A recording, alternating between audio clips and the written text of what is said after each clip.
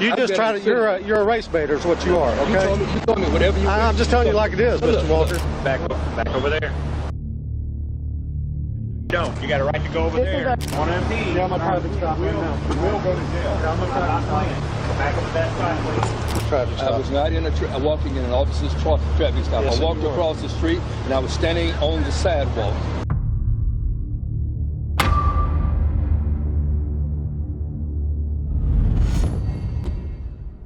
What should have been a routine traffic stop quickly spirals into a high-stakes constitutional showdown that leads to immediate internal affairs involvement, a formal police apology, and serious questions about law enforcement overstepping its authority. Mr. Walker, what is your concern today? I'm concerned. I'm a state representative. It happens to be in my district. Okay. I don't have to state anything else. But I'm being polite, just engaging in your conversation. But I don't need to be rude. But I'm not. You don't have to be. But I'm here just as an observer. This happened to me, by the way. I observed some policemen in Pine Bluff arresting a few black boys 10 years ago. You pull up. On September 26, 2016, 79-year-old attorney and Arkansas State Representative John Walker stops to observe and record a traffic stop from across the street in Little Rock, Arkansas. He is not interfering or disrupting the officers, just exercising his right to document the encounter from a legal, public space. And they arrested me for just watching. I'm not giving you have total right to do exactly what you're doing. Do you understand the circumstances of our stop? I don't know. I just want to see it. But 5 cops for 1 man? No. Well, actually, 5 cops for 1 man. Well, what's going on is both the young officers that you see over there are in training. And there's only 4 of us if you count us. There's only 4. Well, there were 5. But the officers managing the stop do not appreciate being filmed. Multiple units approach Walker, trying to engage him and question his presence. Even though the initial interaction appears polite on the surface, and an officer acknowledges Walker has a right to record, the underlying tension is already building. No, there's only been 4. Must be that law. Both me and this officer are training. All right. They're in training. So we ride double. That's fine. Or there'd just be 2 of us. All right. Now, on this particular stop, this gentleman was pulled over because he doesn't have. Okay? So a quick check to see why he hasn't tagged his car led to a warrant that he has for his arrest. That's why he's in that car. He's been treated with nothing but respect from the get-go. I'm not questioning that. I see the traffic being stopped, or at least impeded in a way. The conversation quickly focuses on the necessity of the heavy police presence. Walker questions why 5 officers are needed for a single driver. The officers try to explain that some of them are trainees riding double, but Walker makes it clear he is there strictly as a neutral observer to ensure accountability. But it's not necessary. Well, if you read the traffic laws, that's an emergency vehicle. So it's allowed to park like that. I'm not saying that, but I'm saying. But you're a lawyer, so you probably knew that already. I understand that, but all I'm saying is, it's not a real big deal. Well, it appears to be. It's every time multiple. And if I'm around, I'm going to take pictures. Sure. I am, because there have been too many killings. The killings on 12th Street, the killings on Asher Avenue. As the dialogue continues, Walker emphasizes that his decision to record is based on a long history of community experiences and a need for transparency. Rather than focusing entirely on the original traffic violation, the officers remain highly focused on Walker's camera and his motivations for filming. Mr. Walker, have you ever been a police officer? It doesn't matter about. No, it does matter. I've been arrested. You can answer the question or not. I don't care. But until you walk a mile in the shoes of a police officer, you have no idea what goes on. No, I know. You have no idea what goes on. You don't need. You're the type of person that goes ahead and tries to exploit this to where it causes chaos and nothing like that. You just try to. You're a race baiter, is what you are. Okay. You told me whatever you. I'm just telling you like it is, Mr. Walker. How can I be a race baiter? Because you perpetuate the situation. No. You try to catch officers up short. The professionalism of the encounter begins to break down completely. An officer shifts from discussing the traffic stop to launching personal accusations, calling the state representative a race baiter, and accusing him of exploiting situations to cause chaos. Tempers rise as the focus shifts away from public safety and toward an ego-driven confrontation. Don't provoke me today. I'm not trying to provoke you. you. You're the one that's out here trying to provoke police officers, and it's not going to happen either. Wait a minute. What have I done trying to provoke? You sit there filming it. Let me ask you this. And this is not the first time you've done that. You've done this ever since I've been down here. I started in '94. You've been doing this ever since then. We passed the law. Okay. One law that I passed in the legislature was that we could record everything. I don't care if you record, but you're doing it to provoke. You're doing it to provoke. Because you're a race baiter, sir. Let me ask you this. Let me ask you this. I didn't ask you. I didn't invite you over. I didn't invite you over here. Would you have stopped today and videoed had this been a young white male? I don't know. That's right. The right to film police officers in public spaces is protected by the First Amendment.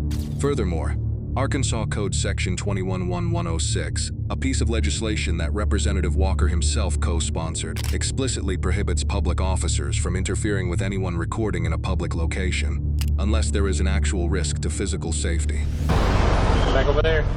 Back over there. Don't. You got a right to go over there. You're in the middle of my traffic stop. If you want to impede, Yeah, my traffic stop right now. you will go to jail. I'm not playing. Go back over that side, please. I'll tell you one more time to go back on that side. You are obstructing justice. Go back over there where you were at. You can do whatever you want to do. I'll be there for time. You want traffic stop. Have I deal with you today? I'm sorry. You have I deal with you today? Oh my gosh.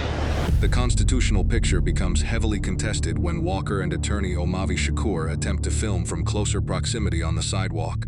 Believing the recording is a distraction, an officer orders them to move back, claiming they are obstructing justice and impeding the investigation, despite no clear physical interference occurring. In the wake of all that's going on, I'm sure, people have their own opinions on what Take it over here in front of our camera. Okay. How do you say last name?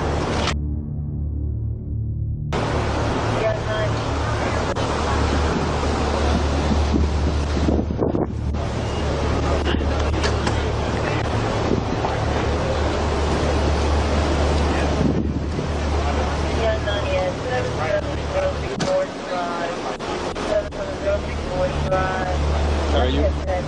What's your name, Miss Lawrence? You just said it. What's your first name? Jay. Jay. Okay. Are you a trainee?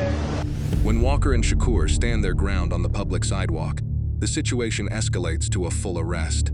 Under established legal standards, officers can impose reasonable time, place, and manner restrictions, but targeting a citizen specifically for recording is only permissible if the filming itself genuinely interferes with police duties. Even while being placed in the transport vehicle, Walker vigorously defends his actions, stating clearly that he was standing on a public sidewalk and not impeding the scene. The officers formally charge him with obstructing governmental operations under Arkansas Code Section 554-102. Where are the cameras? Where were the cameras before? They weren't always on. The camera is on. Mr. Walker, just step over here to my vehicle. You don't have to hold me. I'll go myself. Jason. Oh. Jason. You want him back there? I think he put the other guy back. You want him back there with him? Okay. All right, Mr. Walker. His name is Omavi Shakur.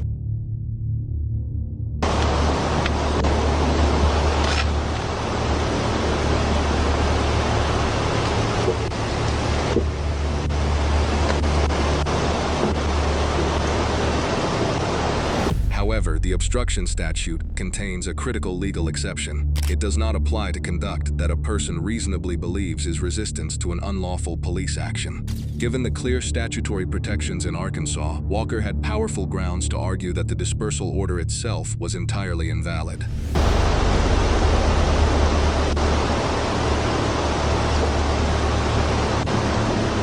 Walker, if you just lean back against the car right there. Got another unit of transport, you coming here? I'm sorry, sir, I can't hear you. You mean lean forward or lean back? You lean backward. If I lean backward, I'll be leaning to you. Sir? If I lean backward, I'll be leaning to Turn you. around and lean back in against the vehicle if you want to. situation that happened. Walk up into the traffic stop. Yes. He's beating the car. Do you not feel him beating the Be the car? only one. I want that microphone here Okay. with Mr. Walker. No, you don't have to have me say Oh, yes, sir, I do. Well, you know, you've been doing this long enough. You know you don't walk up in an officer's traffic stop. I was not walking in an officer's traffic stop. Yes, I walked you were. across the street and I was standing on the sidewalk. The legal justification for the arrest collapses almost immediately. Within 24 hours, Little Rock Police Chief Kenton Buckner issues a formal apology letter acknowledging the arrest should not have occurred, launching an internal affairs investigation, and ordering the dismissal of all charges. Are y'all here to do our transport? Okay, never mind. I'll see you back up here. We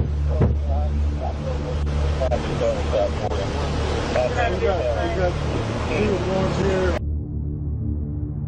Interfere with our operation, so. No, that is not true. Are y'all here to do our stop? Yeah, over here. All right, do our transport. Y'all take him. Make sure your camera and microphone are on at all times. All right. Yes, sir. Step over here for me, sir. I've already been patted down and been. No, you're fine. I'm Officer Sandy, sir. Just for training purposes, I'm gonna let my officer like you. See. All right. I'll be honest with you. Right. You want to put him in that position. And I'll see him walk over here for me, sir.